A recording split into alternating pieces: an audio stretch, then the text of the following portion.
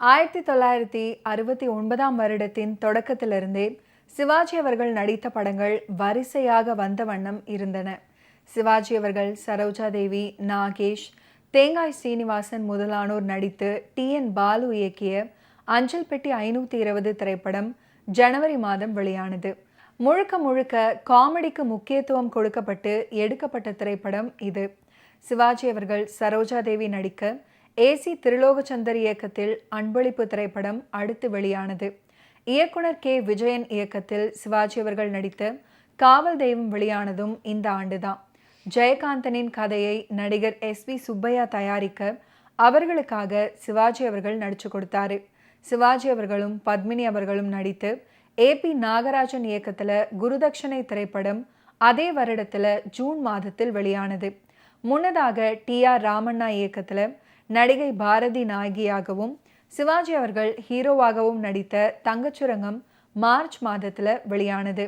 நடிகர் திலகம் சிவாலியே சிவாஜி கணேசன் அவர்களின் திரைப்பயணத்தில் நிறைகுடம் 1969ஆம் ஆண்டு வெளிவந்த தமிழ் திரைப்படமாகும். முக்தா சீனிவாசன் இயக்கத்தில் வெளிவந்த இந்த திரைப்படத்தில் சிவாஜி கணேசன், வாணிஸ்ரீ முக்கிய கதாபாத்திரத்தில் நடிச்சிருந்தாங்க.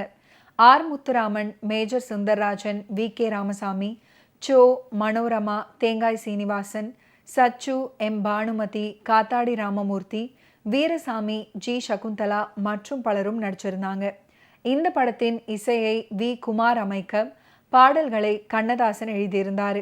பிரபாகரும் சித்ராவும் காதலில் விழும் மருத்துவ மாணவர்கள். இருப்பினும் பிரபாகர் செய்த ஒரு குறும்பு காரணமாக சித்ரா தன்னுடைய பார்வையை இழந்து தன்னுடைய சகோதரனையும் இழக்கும்போது அவர்களின் வாழ்க்கை தலைகீழாக மாறுகிறது. நிறைகுடம் திரைப்படம் ஜாலியான படமாக ஆரம்பித்து அப்படியே சீரியஸாக மாறிடும். கதைப்படி நடுவில் அவங்களுக்கு பார்வை போயிடும். அப்போ எப்படி நடக்கணும், முகத்தை எப்படி வச்சுக்கணும், கண்களை எப்படி வைக்கணும்னெல்லாம் சிவாஜி அவர்கள் தான் சொல்லி கொடுத்தாரு. அதை மறக்கவே முடியாது அப்படின்னு வாணிஸ்ரீ அவர்கள் சொல்லியிருக்காங்க.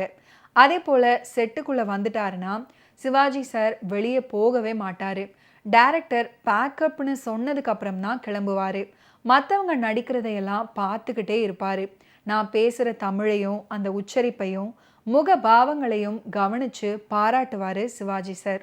அதே போல தான் முக்தா ஸ்ரீனிவாசன் சாரும் பிரச்சனையே தராத நடிகைமா நீன்னு சீனு சார் சொல்லுவார்.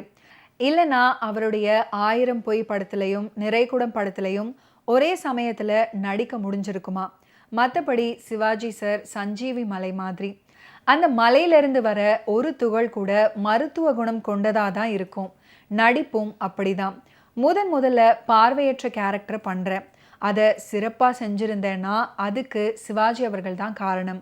இவ்வாறு நடிகை வாணிஸ்ரீ தெரிவிச்சிருந்தாங்க. சிவாஜி அவர்களுக்கும் முக்தா சீனிவாசன் அவர்களுக்கும் அந்த நாள் திரைப்படத்தின் காலத்திலிருந்தே நல்ல பழக்கம் இருக்கு.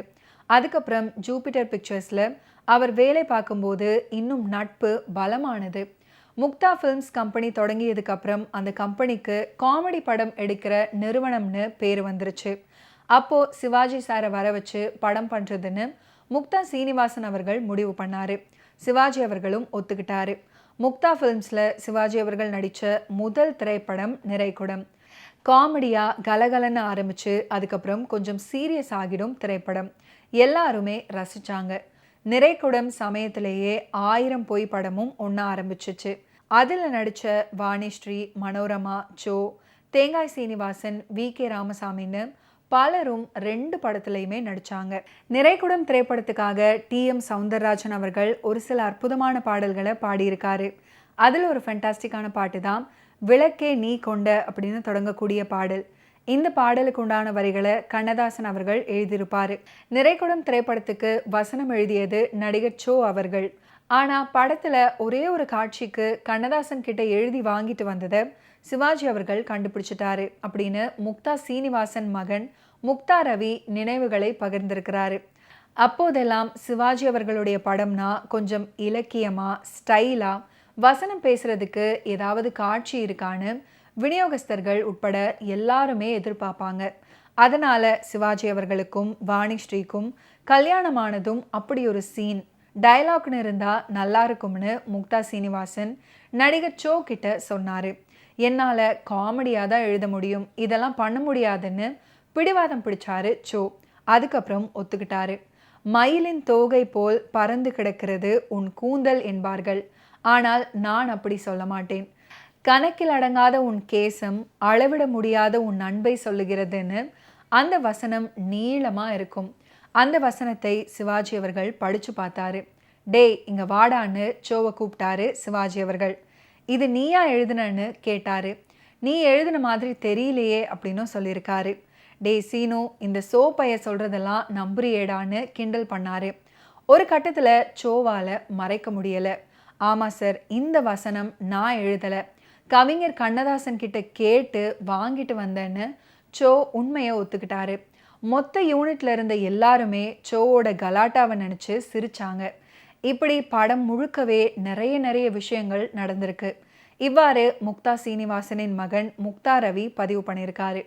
ஓகே வியூவர்ஸ், இன்னைக்கு நிகழ்ச்சியில் நடிகர் திலகம் சிவாஜி கணேசன் அவர்களுடைய ஃபிலிம் கெரியரில் நடந்த பல இன்ட்ரெஸ்டிங்கான விஷயங்களை நம்ம பார்த்து தெரிஞ்சுக்கிட்டோம். மீண்டும் அடுத்தடுத்த எபிசோட்ஸில் சந்திப்போம். நன்றி, வணக்கம்.